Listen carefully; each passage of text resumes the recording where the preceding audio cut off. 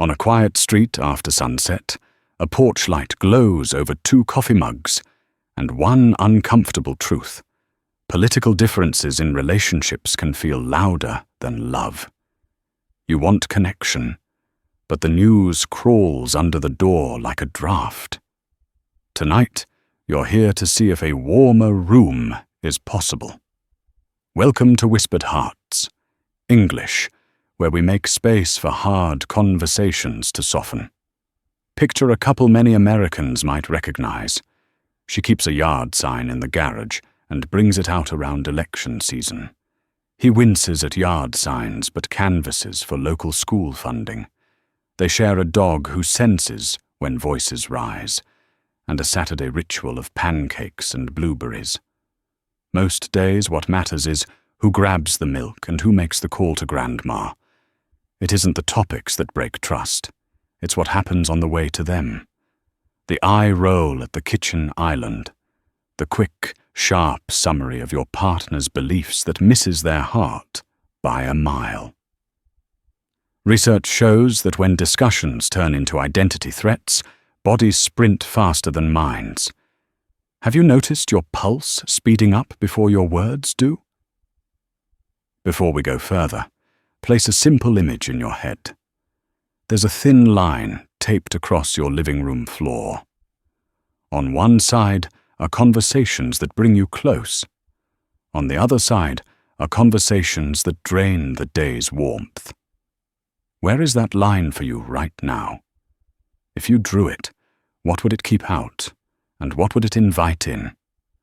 But boundaries alone don't hold a relationship together. Think of a couple agreeing that debates stop once either person says, "I'm flooded." They build a ritual, hands resting on the countertop, both palms open, 1 minute of breathing. No sarcasm, no sighs. They return later, when the winter air is crisp enough to steady the breath and the dog is finally asleep on the rug. Still, there's a mystery we rarely admit. The same argument returns like a song stuck in your head, and it rarely has to do with the issue in front of you. Something older is knocking. Fear of being dismissed, fear of being controlled, fear of being unseen. If the issue isn't the issue, what story in you is asking to be heard? Here's what the argument is really about.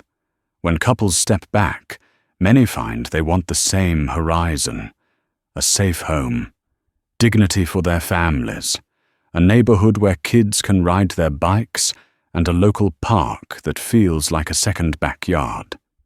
Therapists report that when partners identify the values beneath their positions, the conversation shifts from who is right to what future they can build. Try a quiet, concrete moment. Write 3 shared goals you could agree on, even if your ballots differ. Maybe it's saving for a down payment, mentoring teens after school, or showing up for your friend's small business. Which one could you act on this week? Choose one, circle it, and make it painfully easy to start. Still, agreement on goals won't stop the sparks when headlines arrive. There's a different skill that keeps the room calm. It isn't convincing, it's containing. I can see how that matters to you. Becomes a hinge the door can swing on. I don't share that view, but your safety with me matters more than my argument. Becomes a promise that lets both people breathe. Imagine a moment that could have gone wrong and watch it resolve. At a family barbecue in late summer, a relative tosses a comment like a lit match.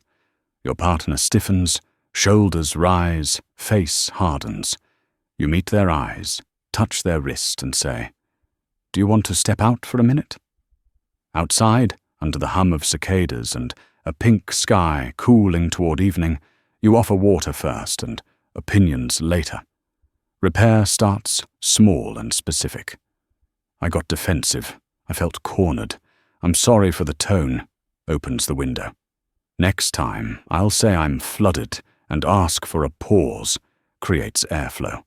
When you return to the table, You split responsibilities. One person changes the subject.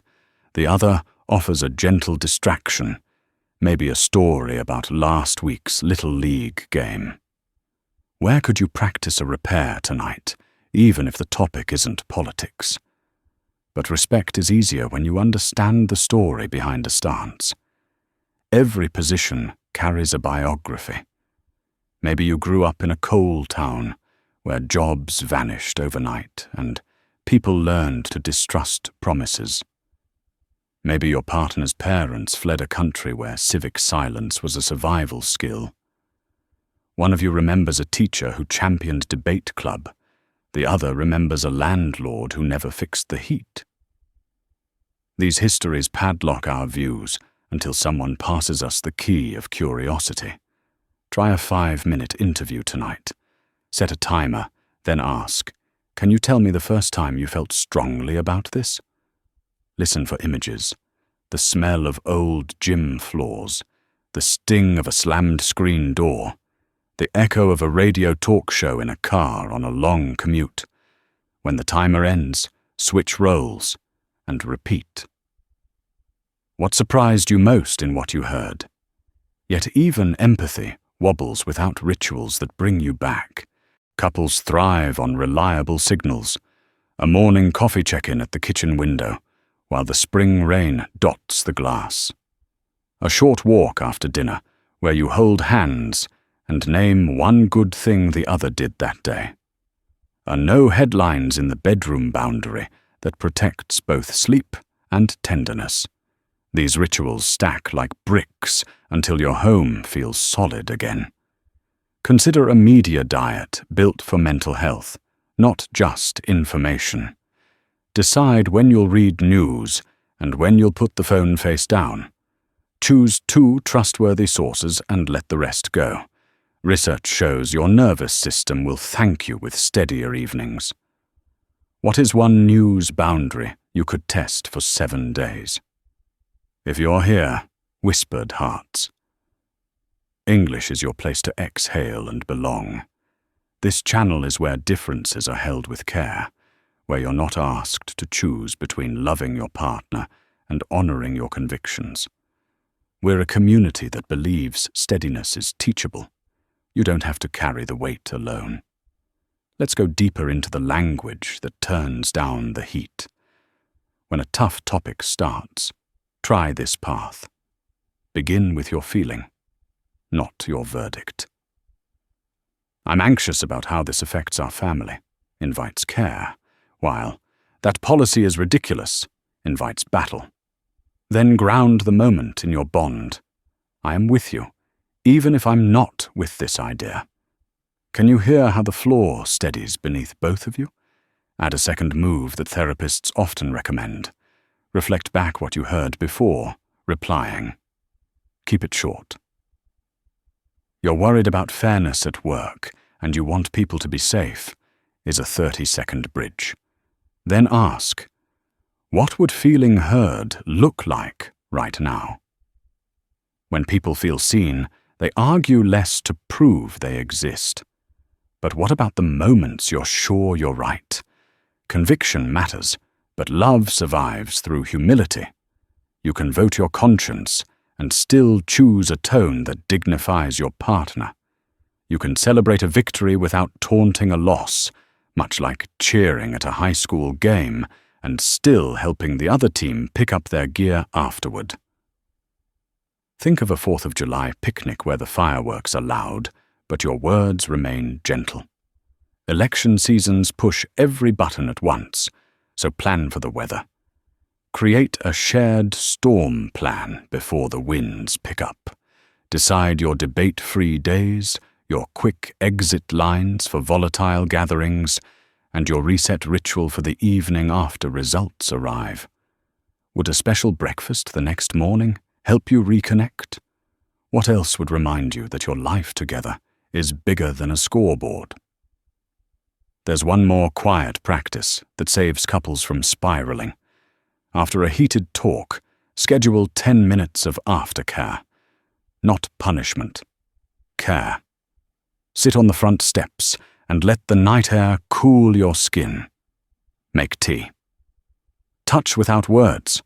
Remind each other of one value you share that has nothing to do with votes. How you show up for friends, how you keep your promises, how you rescue stray shopping carts in a windy parking lot. Keep your bodies in the loop.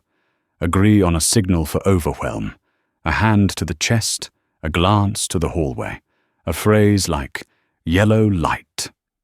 Promise to respond to the signal with safety, not challenge. In that safety, jokes land again. Light returns to faces. The room feels like spring after a long, grey stretch. Let's return to our couple with the dog and the blueberry pancakes. They still disagree on how to prioritize a city budget. They still brace when a certain pundit's name comes up. Yet, across 2 election cycles, they've learned to lean on rituals and language that guard their marriage. In late autumn, they rake leaves into orange piles and laugh when the dog vaults through them like a child. They've kept their porch light on through storms by doing ordinary things consistently. They show their love in lines you can't see. They put the phone down during dinner. They bring a blanket to soccer games when the wind turns cold and tuck it around each other's knees. They honor their differences without declaring war. None of this demands perfection. It demands practice. A practice of choosing bids for connection over bids for victory. A practice of naming fear before it becomes fury. Have you noticed which small practice steadies you most? Research shows couples who sustain respect create a buffer that politics can't breach. Not because they agree, but because they protect the space where they try. They turn conversations into labs, not arenas. They understand that the point is a life, not a win. There will still be nights when you falter. You will say too much. You will forget the signal. You will get hooked by a headline or a relative or the heat of the room. It's okay. You can circle back with care. I lost you, and I want to find you. Can we start again? Even apologies have textures that soothe. Keep them plain, free of the word but. Offer one concrete change you'll make. Then ask what repair would help your partner most tonight. Sometimes it's a walk. Sometimes it's shoulder to shoulder on the couch while a game plays softly in the background. Build a shared language for the long road. Same team, you whisper before a family event known for friction. Yellow light, you say during a kitchen conversation that runs too hot.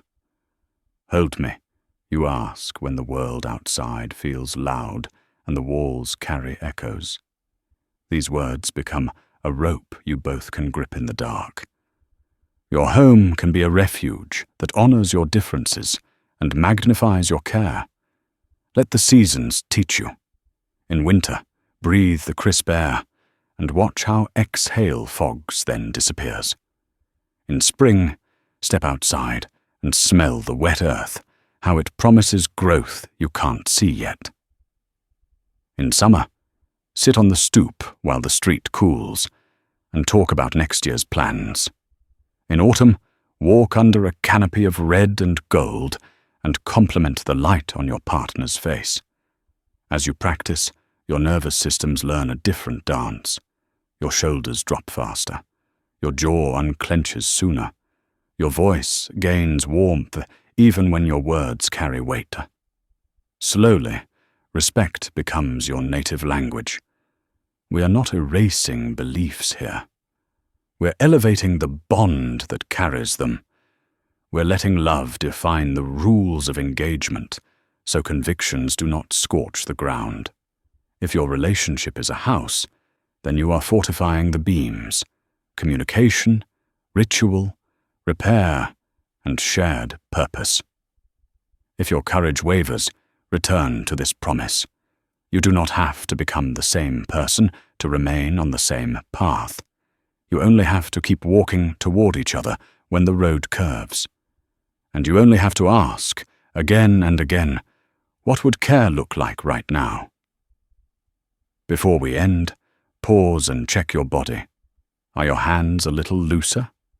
Is your breath deeper? If so, consider sharing that feeling with the person you love. Tell them you want your kitchen island to be a place of warmth, not war. This is Whispered Hearts, English, and you belong here. You belong here if you're tired of shouting and ready for steadier ground. You belong here if you believe that the true power of a partnership is how it holds difference without fear. How do you and your partner handle political differences? Love isn't a judge's gavel. It's a steadying hand reaching across the table. You can keep that hand open even when views diverge. With practice, patience, and a few ordinary rituals, you can navigate the tough parts and still protect the soft parts. That is how to navigate political differences in relationships with courage and care.